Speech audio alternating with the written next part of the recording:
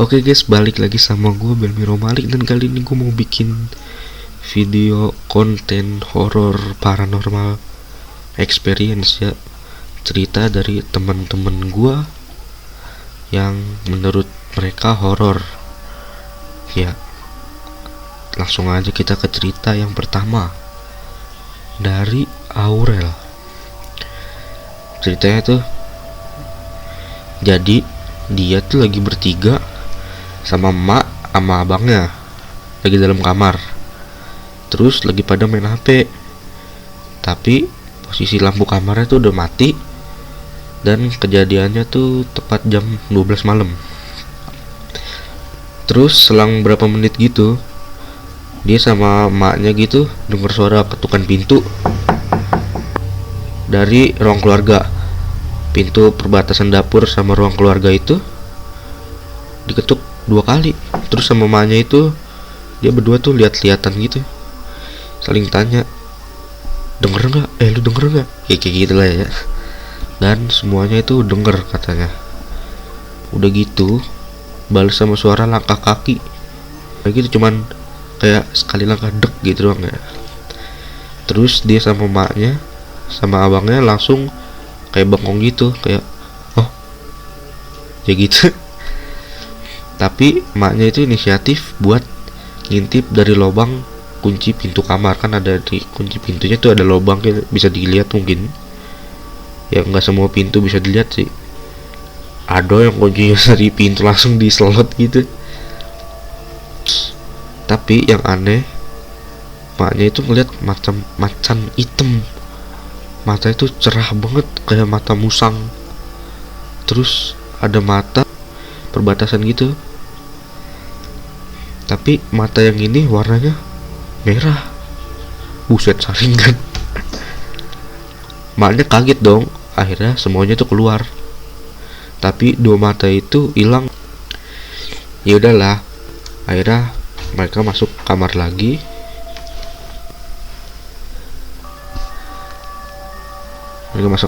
Tapi di bertiga itu duduk depan pintu, kayak duduk nyenderan gitu, selonjoran kakinya. Dia semua itu ngintip dari lubang kunci. Terus tiba-tiba mata yang di jendela itu nongol lagi. Mereka tuh pada merhatiin aja gitu, ngeliatin.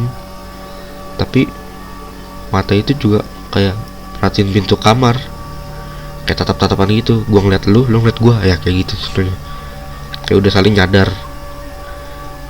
Terus yang kelihatan itu cuman mata sama bagian kepala doang, badannya ngumpet di sisi lain gitu.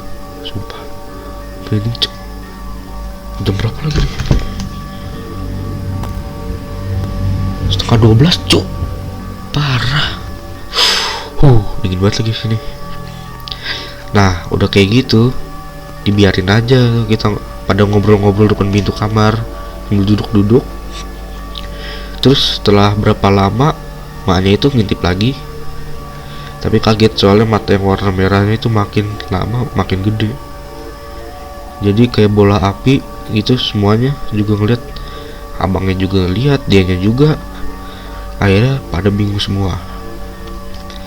Nah pada mikir, itu genderuwo, soalnya matanya sama kayak mata genderuwo. Terus si Aurel sama maknya ini mikir, genderuwo kan bisa nyerupain orang, mana kan bapaknya itu belum balik. Takutnya pas bapaknya balik tuh itu bukan bapaknya. Nah lu, ini gue cuy. Nah terus si Aurel ini disuruh nyamperin bapaknya di pos ronda, tapi dia nggak berani. Nah pas dia lihat ke arah jendela kaca kamar, kayak ada cahaya putih jatuh gitu. Terus dia nanya ke mamanya dong, katanya itu kiriman. Yaudah dia disuruh samperin bapaknya keluar. Terus mau nggak mau ya harus dia iyain lah, daripada bapaknya yang kena. Udah gitu yaudah dia keluar. Terus ya skip, dia balik panggil bapaknya. Nah bapaknya kan udah ke belakang tuh buat ngambil air wudhu, sama maknya itu nungguin tuh. Nah pas bapaknya lagi sholat, si Aurelia tidur sama maknya. Terus kayak ada suara gitu persis depan muka maknya dan deket kupingnya si Aurelia ini. Ya udah, wah gila, sumpah ini serem banget cuk. Jam berapa? Udah kebon lagi, kebon nih saya lihat. Sumpah dah, gue sini sendirian cuk. Tuh, gue di sini sendirian men, gue di situ. Ntar gue mau keluar.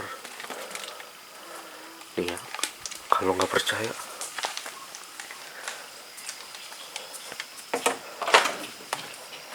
Ini gue di rumah gue yang sebelah. Nah itu rumah gue yang sampingnya dan yang depannya. Nih ya. Tuh. Sumpah merinding gue. Lanjutnya masuk gue sini. Masuk. Buset. Ini jam makan gue nih. Oke, taruh senter dulu. Ini gue tempat bikin video di sini. Oke, kalian udah lihat kan tadi gue di sini sendirian. Terus ya di luar gue juga nggak ada orang cuk. Mana gue buat di kebunnya. Aduh, lanjut dari ceritanya temen gue si Adel ini. Ceritanya ya nggak terlalu panjang sih, tapi menurut dia serem gitu. Oke. Jadi itu ceritanya pas si Adel ini masih kelas 3 SD, dan menurut dia ini paling serem ceritanya dan nyata banget.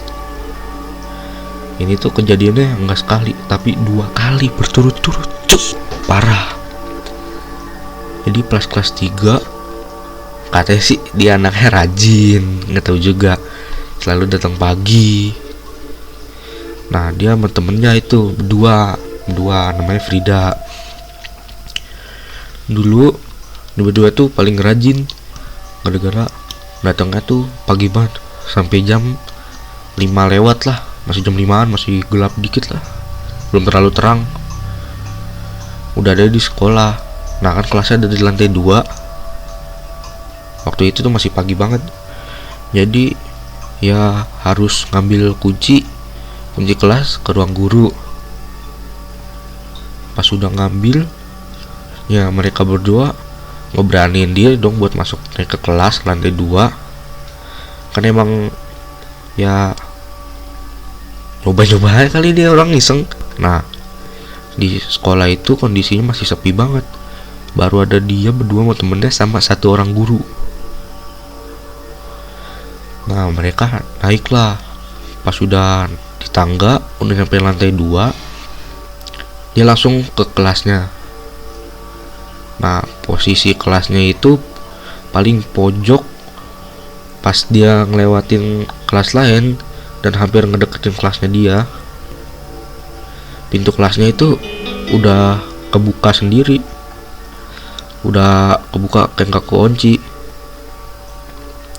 Nah si Adel ini mikirnya positif, mungkin lupa kunci. Pas dia maju 1 langkah, denger kayak ada yang ngomong, suara sih kayak cewek, dan dia sama temennya denger. Terus dia nanya ke temennya, "Dak, lu denger sesuatu?" Terus kata temennya, "Denger suara orang ngomong keras banget." Nah langsung tuh mereka berdua ngibrit ke bawah. Di situ mereka deg-degan. Habis itu dia langsung lari ke pos satpam dan dia ngomong cerita ke temennya si Frida. Dia nanya, "Tadi lu denger apaan?" "Tadi gue denger suara cewek ngobrol jelas banget, padahal di lantai 2 dan gak ada siapa-siapa. Kelas sebelah juga masih kekunci." Itu apa yang temennya denger itu si Adel nih, si temen gue juga denger. Nah itu katanya itu cerita paling nyata yang pernah dia alamin ya. Terus katanya intinya jangan datang ke sekolah pagi-pagi amat coy, kerajinan. Oke lanjut. Nah ini cerita ketiga, tiga. Pas dia masih kecil tuh, si mbaknya atau kayak tantenya lah ya mau nikah. Malamnya maknya dia sama saudaranya, terus tetangganya masak di dapur. Kebetulan di samping dapur itu kamarnya mbahnya tuh, kayak neneknya gitu yang udah meninggal. Nah kan ada jendela tuh, terus viewnya itu pohon sawo. Ya pohon sawo kan kayak identik sama kunti. Nah di dapur juga ada pintu yang viewnya juga pohon sawo. Pas jam 1 pagi ada si tante ya yang tadi itu di pohon sawo lagi di ayunan. Tetangganya juga udah pada risih banget, mau ditebang tuh pohon, mau ditebang soalnya ganggu kalau tiap malam katanya. Nah setiap mau ditebang pasti yang mau nebang itu ada alasannya aja biar gak jadi. Ya gak tahu sih, gak tahu itu kenapa gak ditebang. Ya mungkin ada sesuatu yang gak bisa ditebang di pohon itu.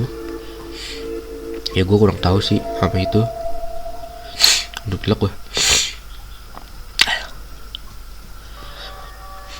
Nah terus rumahnya yang di kampung kan nggak ada yang ninggalin tuh.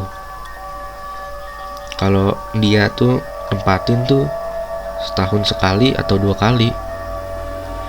Ya karena dia tinggalnya di Jakarta, dan pas saudara itu masih kecil, masih bayi, saudara itu sama emaknya itu nempatin rumahnya itu tidurnya tapi di depan TV.